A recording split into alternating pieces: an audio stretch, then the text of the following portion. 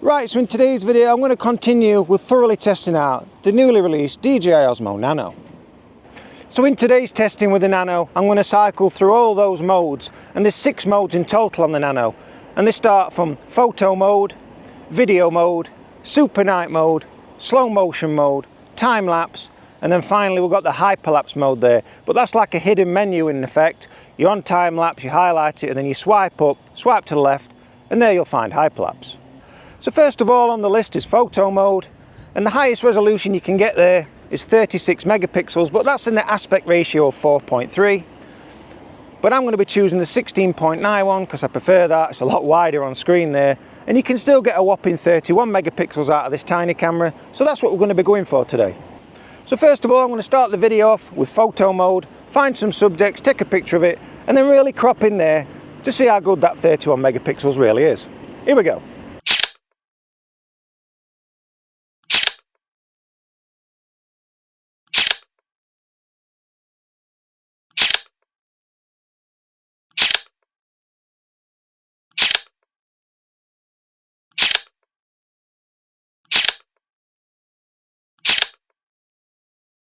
So now you've just viewed photo mode, and that was 31 megapixels with a 16.9 aspect ratio. And what did you think to those pictures there when I cropped in? Did the picture hold together?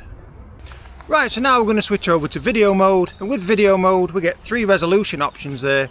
They start off in 1080, 2.7K and finally 4K, and now they'll all range from 24 frames right through to 60 frames. So what you're viewing right now is the resolution in 1080, 30 frames per second, and I'm going to do this exact same walk 3 times. So the next one's going to be 2.7K and then finally 4K. So I'll just get to this end bit, and that's in 1080 HD. And now this is the exact same test, but now we're in 2.7K 30 frames per second. So can we see any picture quality differences from that 1080, from the 2.7K right through that 4K? Do we see any differences here? And now I've switched over to 4K 30, so this should be the best overall quality over the 3 there, from that 1080 to the 2.7K in the middle to this 4K on the end. So what's the picture quality look like in 4K 30?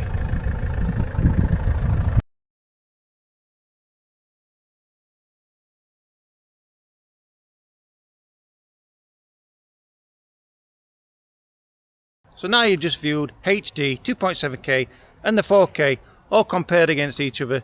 What's your thoughts there? I don't think you'll notice a significant difference there because that sun was behind the camera lens and it's really bright today, so HD is really going to pop on a day like this.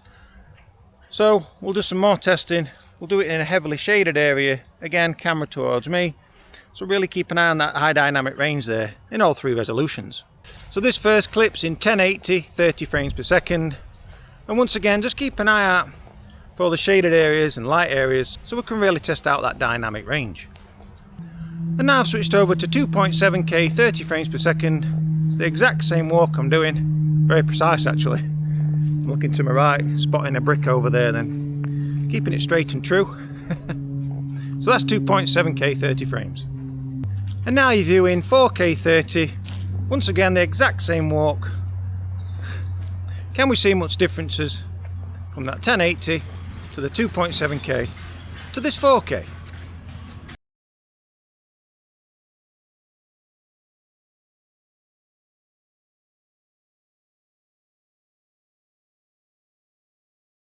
Right, so the next mode in line is called Supernight mode, and now I've been a fan of this ever since it's been released on the DJI products, and I've used it for many years.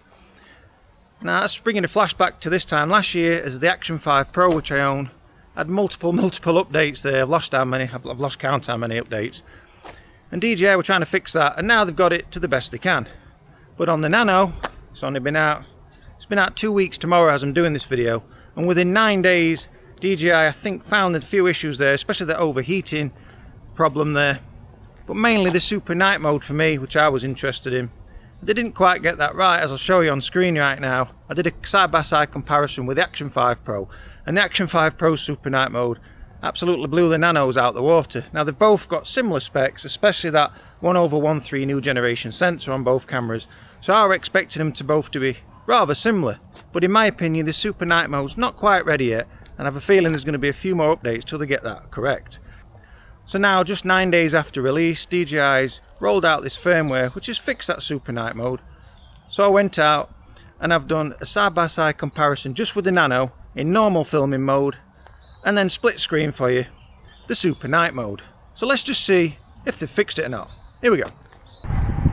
So I can see one street lamp's come on. Now we're just waiting if it rests on them. Now do keep in mind with this Super Night mode, it's not meant for total blackout conditions.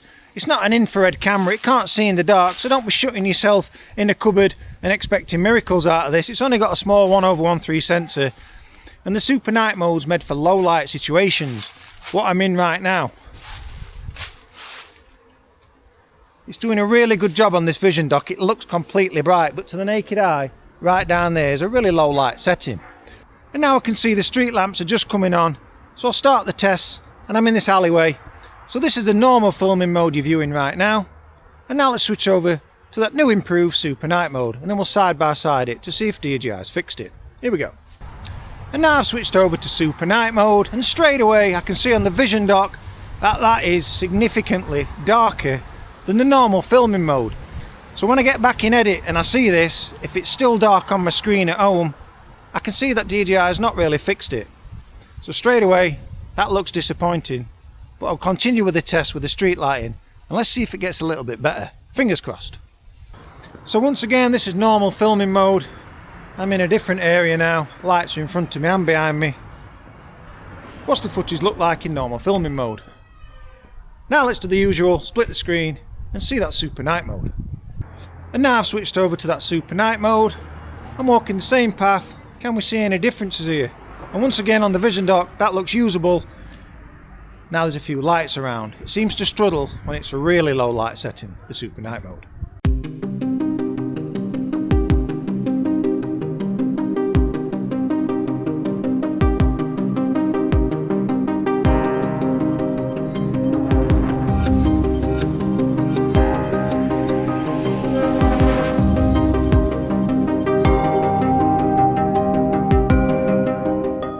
I've just got to keep testing it because I really want it to work.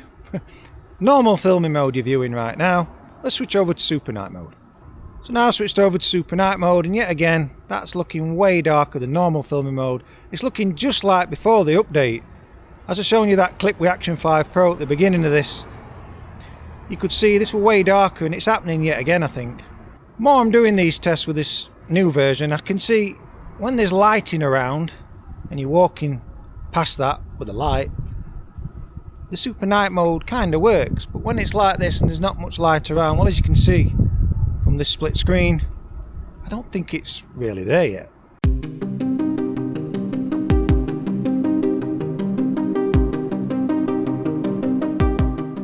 So this is normal filming mode inside the car looking out. Now let's switch over to Super Night mode. So this is Super Night mode in the car.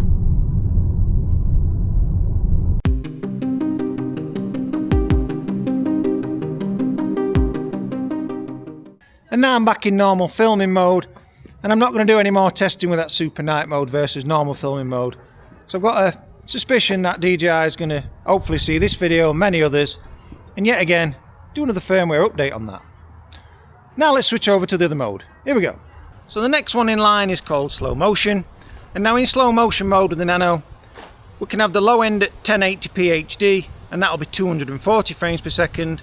The 2.7K is 120 frames per second, and finally the 4K option there is also 120 frames per second. So I'm not going to do a split screen with a 3-column here. What I'm going to do is take the lower end of 240 frames per second, the HD, and then the high end there of 4K 120 frames per second, and let's compare both of those. Here we go.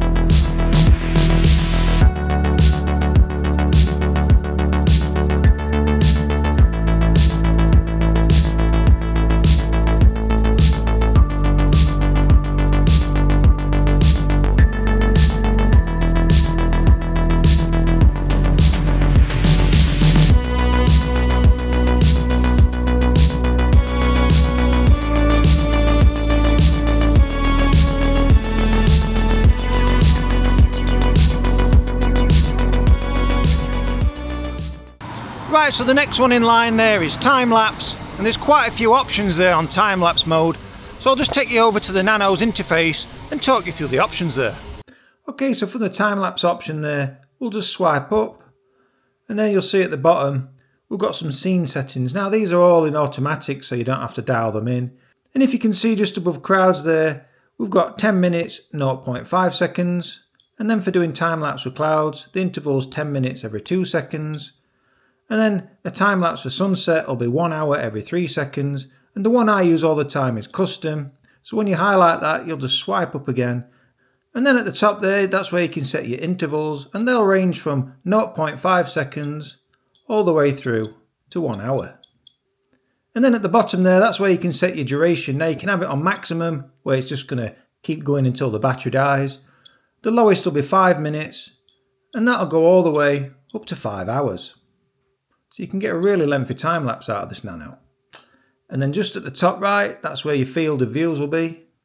So you'll be standard D-warp or wide. And then the top left's where your frame rate and resolutions are for the time lapse. And in time lapse mode, you can have 4K 25 frames or 30 frames.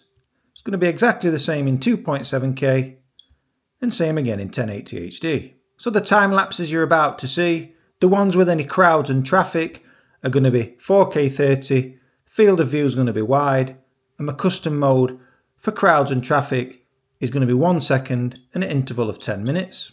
And then you'll also see a time lapse of the clouds there, again 4K 30, the field of view is going to be wide, but for clouds it'll be the intervals every 2 seconds and again for 10 minutes.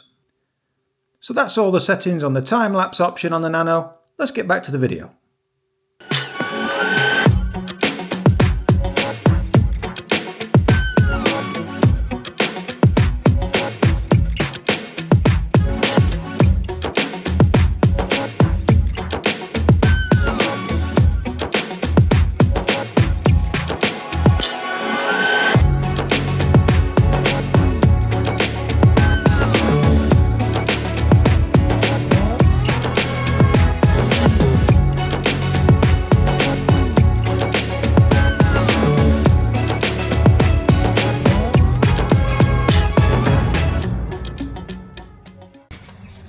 I'll have sun behind me this time as I'm vlogging, because I really want you to test out everything on this camera, especially that dynamic range.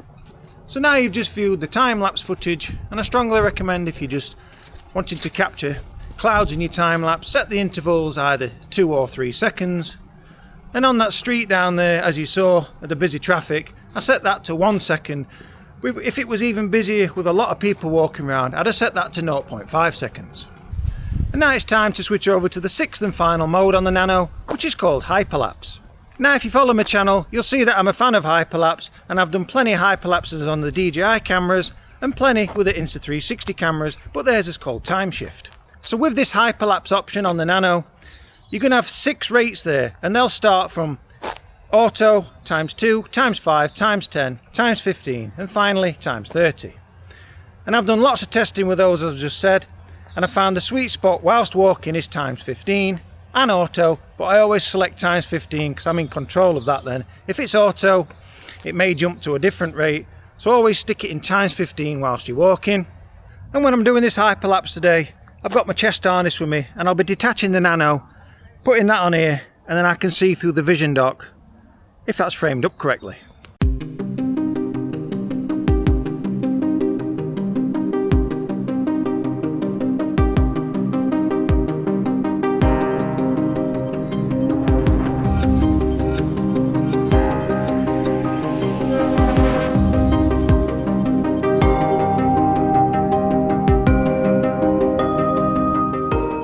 So I do believe there's going to be some more firmware updates with the Nano on the horizon.